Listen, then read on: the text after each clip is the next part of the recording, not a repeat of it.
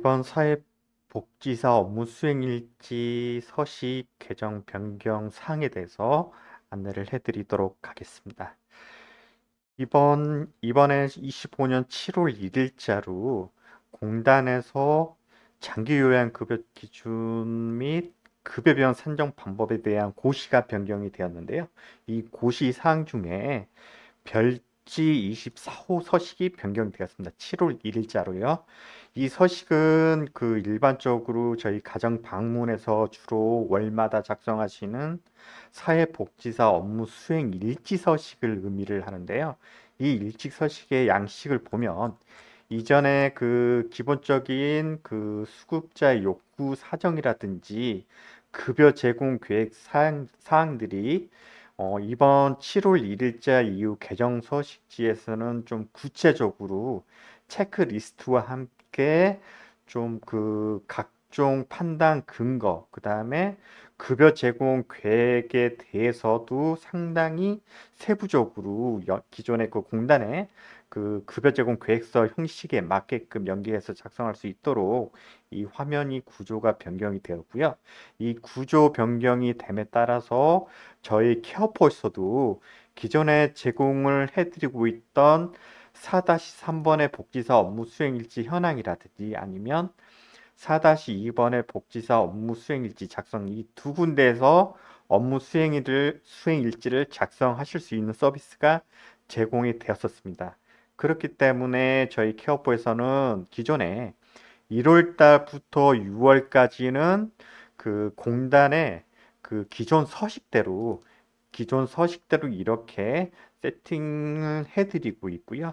이 공단 현장 실사 나오셨을 때도 7월 이전에는 기존 서식대로 작성하시고 전자 서명을 받으신 다음에 현장 실사단에게 제시를 하셔도 문제없이 인정이 되어지고요. 7월 1일부터는 공단의 새로운 서식, 이게 이제 새로운 서식 양식이거든요. 이 아래 한 글에 아까 나왔던 서식 자체를 케어포에서 작성하실 수 있도록 각 영역별로 이렇게 세부적으로 나눠서 제공을 해드리고 있습니다.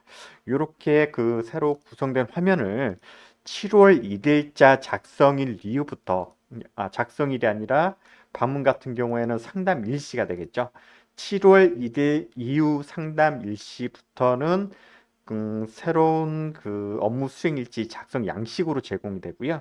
이 7월 1일 이전에 날짜로 선택을 하시면 기존 사용하시던 여기는 지금 7월 달로 고정되어 있기 때문에 선택이 안 되실 거고요. 7월 이전으로 넘어가시면 기존에 사용하시던 업무 수행일지 양식으로 제공이 되어집니다. 참고로 한 가지 또 좀 안내를 드리자면 지금 지난달부터 아마 지금 공단의 스마트 앱이라고 해서 공단의 앱을 통해서 업무 수행일지를 작성을 하시는 걸 공단에 등록하시는 업무가 이렇게 개설이 되었는데요.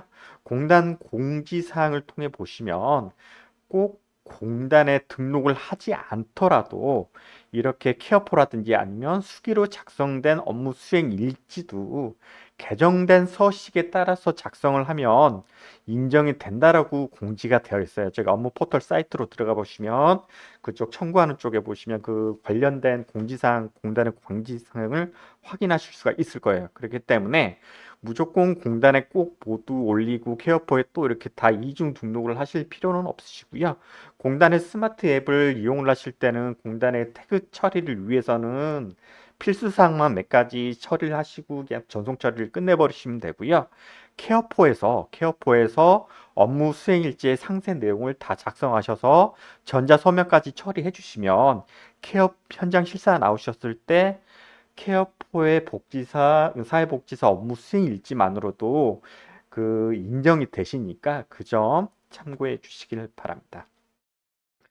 먼저 간단하게 사회복지사 업무 수행일지 작성 화면에 대해서 좀 안내를 해드리도록 할게요. 요거에 대해서 좀 어떻게 작성해야 되는지를 듣고 좀 많이 문의를 주실 수가 있는데요.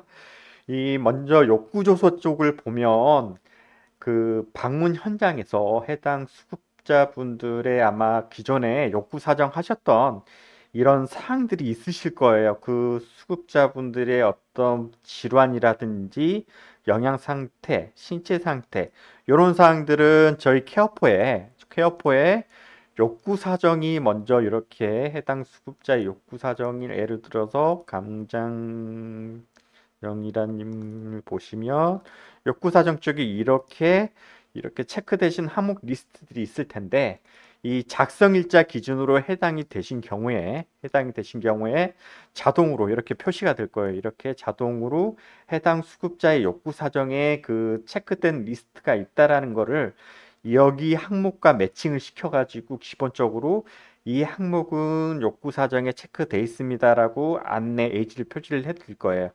이 부분은 아마 그 신규 작성을 하실 때도 기본적으로 이렇게 그 근거 영역으로 이렇게 초록색 바탕으로 표기를 해드리고 있으니까 여기에 맞게끔만 체크를 하셔서 뭐 욕구조사 내용이라든지 일상생활 그 다음에 이런 내용들을 작성을 해주시면 되고요.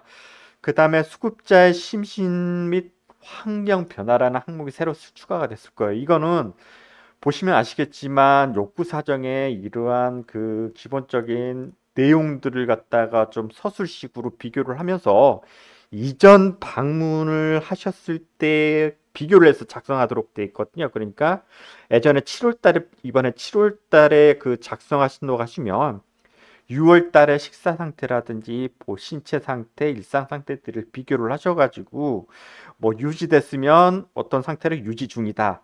악화해도 어떤 상태로 악화됐다.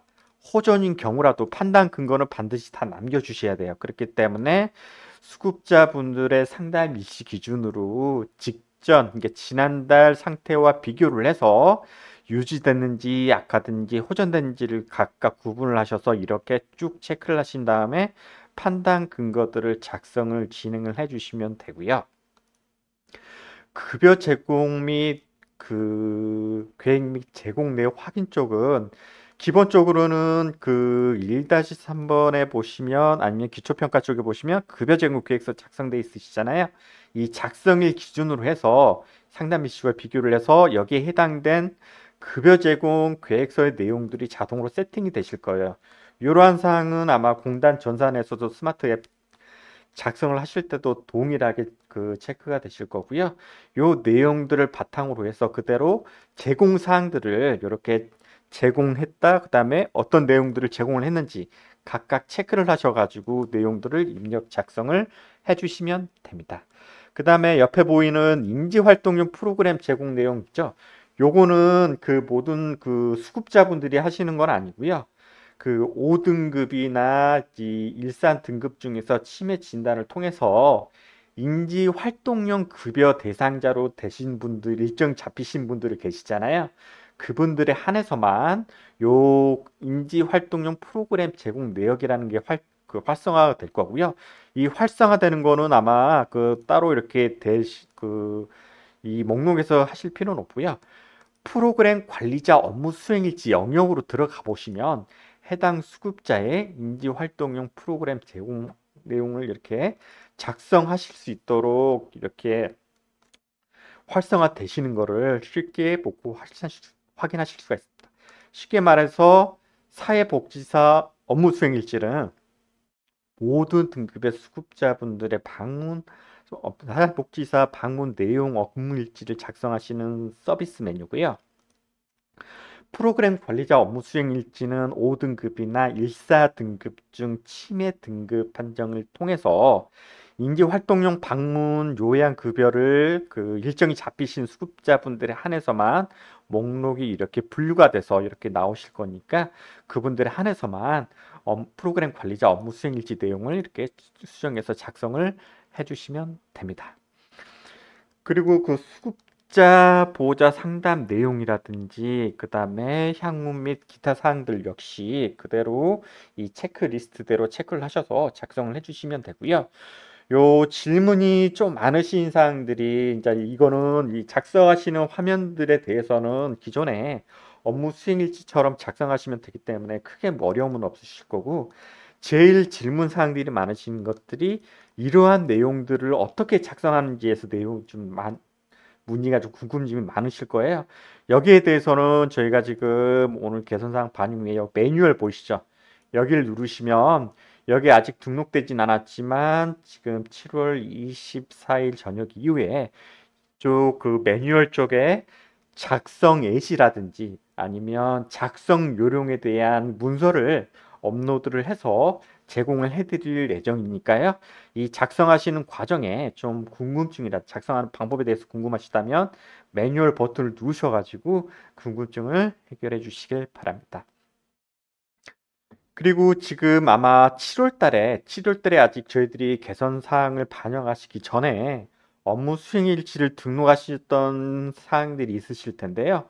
이 지금 7월 1일자로 새로운 서식대로 작성하도록 되어 있기 때문에 기존 서식은 아마 등록돼 있으시면 기존 서식대로 보이실 거예요. 하지만 이건 그 현장 실사 나오셨을 때 인용되지는 않기 때문에 반드시 이쪽 목록에서 신규 작성을 누르신 다음에 이 새로운 양식대로 옮겨서 작성을 해 주셔야 됩니다. 그리고 신규 작성을 하실 때는 아마 지금 그 기존에 작성하셨던 내용들이 없으셨기 때문에 욕구 사정에 대한 내용들만 이렇게 활성화해서 자동 세팅이 되실 거고요.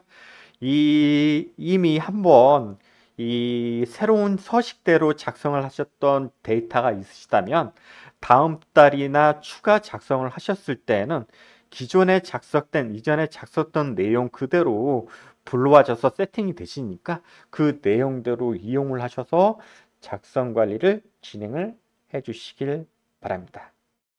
이번 사회복지사 업무 수행 일지에 대해서 변경된 사항에 대해서 안내를 해드리고요. 다시 한번 좀 정리해서 말씀을 드리자면 7월 1일자 기준으로 공단 고시 변경에 따라서 7월부터는 새로운 그 사회복지사 업무 수행 일지 양식으로 작성 화면이 활성화돼서 저희들이 제공을 해드리고 있고요.